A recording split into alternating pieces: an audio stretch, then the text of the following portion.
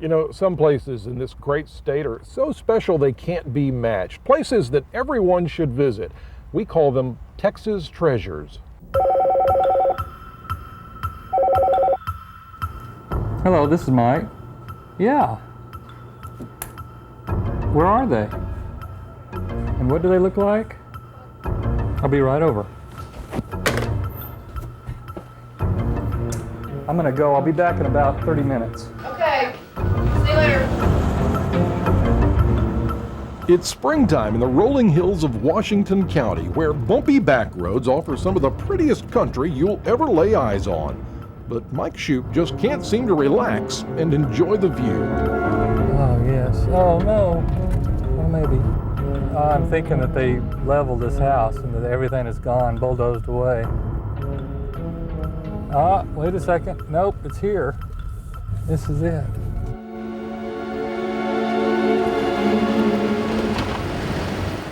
An evening trip to the country is a roller coaster ride of emotions for Mike.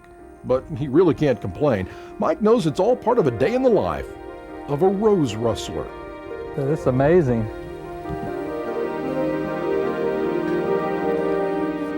Ramshackle, fallen down old homesteads have been Mike's stomping ground since college. A trained horticulturist, he'd set out to preserve the plants known as survivors, those that cling to life with no one to care for them but Mother Nature.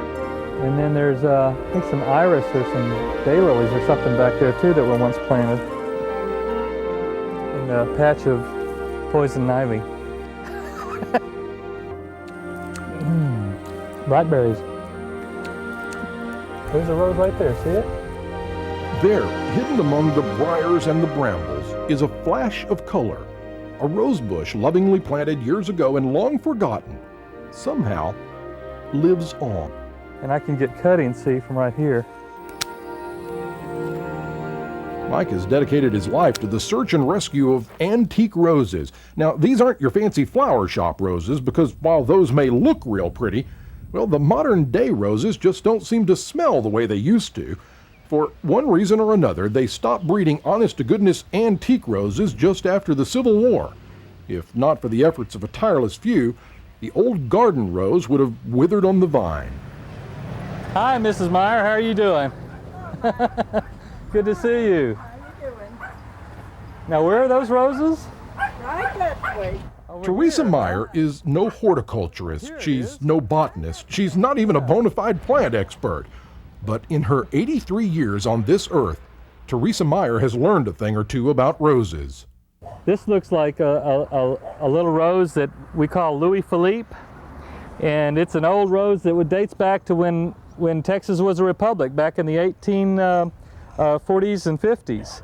You've shared so many cuttings with me, you know, that a lot of these roses We exchanged. you exchanged. I know I brought you a few later. That one Like her hazel eyes and sweet disposition, Teresa inherited her green thumb from her mother. In fact, the roots of this very bush first grew outside her childhood home.